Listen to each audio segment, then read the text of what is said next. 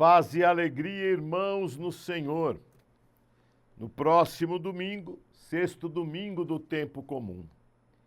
E nós vamos ouvir nos evangelhos deste domingo, dos próximos domingos, um trecho do evangelho de São Lucas, que é conhecido como o discurso inaugural de Jesus, né?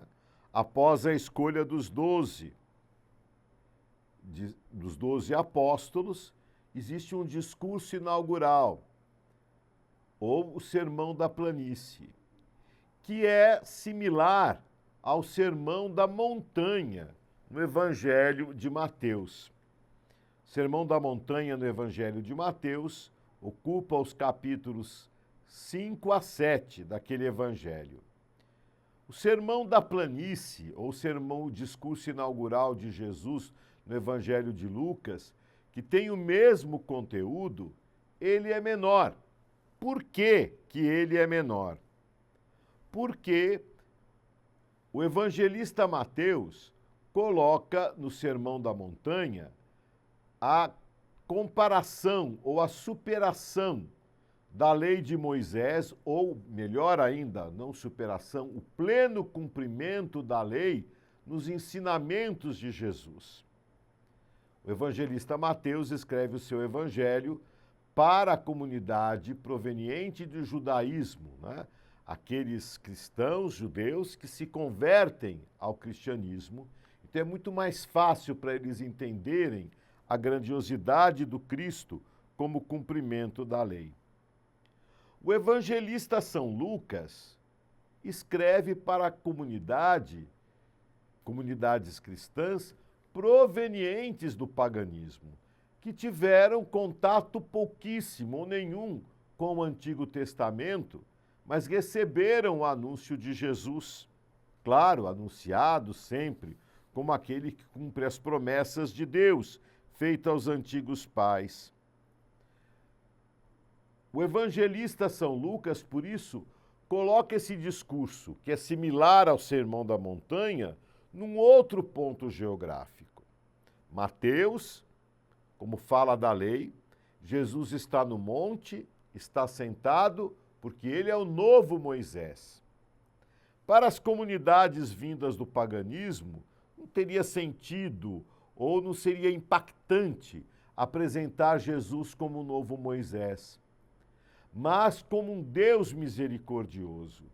Por isso, Jesus está num lugar plano e está na beira do lago. Nós podemos imaginar um lugar plano, à beira do lago, e o evangelista diz que ele, da beira do lago, ergue os olhos aos discípulos. Então, ele está numa posição, digamos, logística, né, mais abaixo, como se os discípulos na planície estivessem numa espécie de anfiteatro e ele está mais embaixo, olhando para todos, né?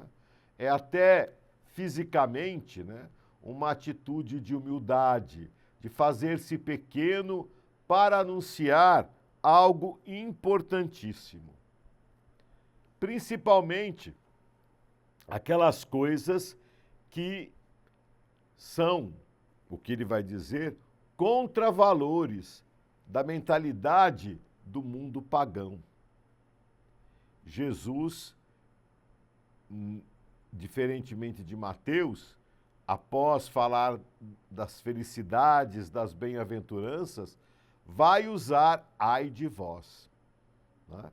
Que exatamente que são aqueles que alimentam e levam adiante, né, os valores pagãos, não só daquela época, mas que são pagãos mas são valores também pagãos no dia de hoje. Vamos ouvir o trecho do Evangelho, que aí fica mais fácil, né, para entender isso que eu estou falando.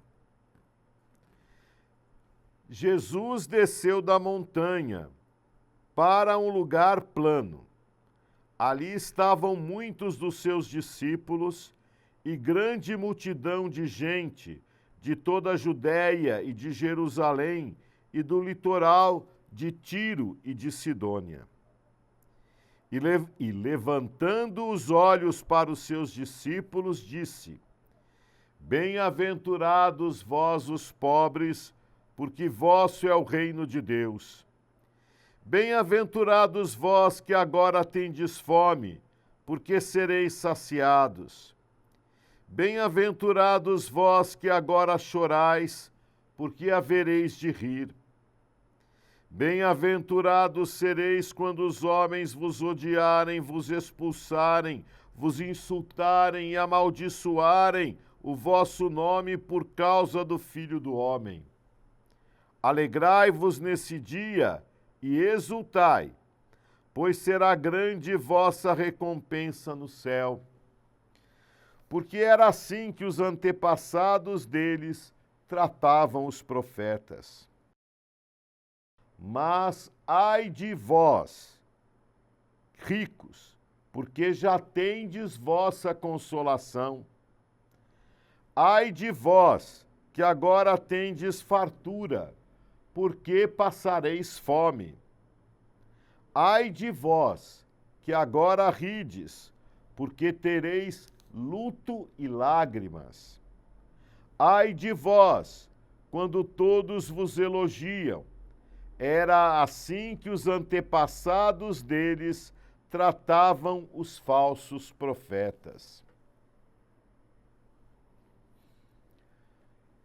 Jesus anuncia os valores, a justiça do reino de Deus com relação a todos os valores de uma sociedade individualista e egoísta daquele tempo e do nosso tempo, porque aquilo que está no coração do homem não mudou, é anunciado com humildade. Ele levanta os olhos para os discípulos, mas não oculta a firmeza da verdade. Ele diz, ai de vós. Para ser discípulo, há necessidade de engajamento e comprometimento. Jesus tem diante de si uma multidão, não só da Judéia, de Jerusalém, mas do litoral de Tiro e Sidônia, ou seja, até mesmo dos territórios pagãos. Aquela multidão está ali para ouvir Jesus. A multidão quer ser feliz, como nós queremos ser felizes. Então, esse anúncio das bem-aventuranças é o anúncio da felicidade. Não está aqui, não se conclui aqui, mas tem uma caminhada. Quer dizer, ainda que eu tenha que ser pobre, que eu tenha que chorar, que eu tenha que passar fome, que eu tenha que estar triste, para a vivência desses valores que eu vou sofrer, né, tem o reino.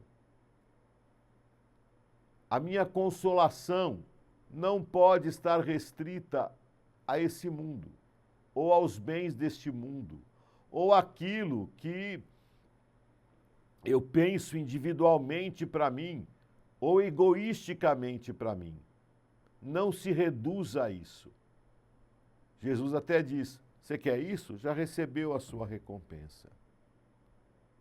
Que nós, né, ouvindo as bem-aventuranças, nos alegremos e possamos nos encher de coragem para sermos peregrinos de esperança. E ouvindo o ai de vós, possamos realmente viver a conversão.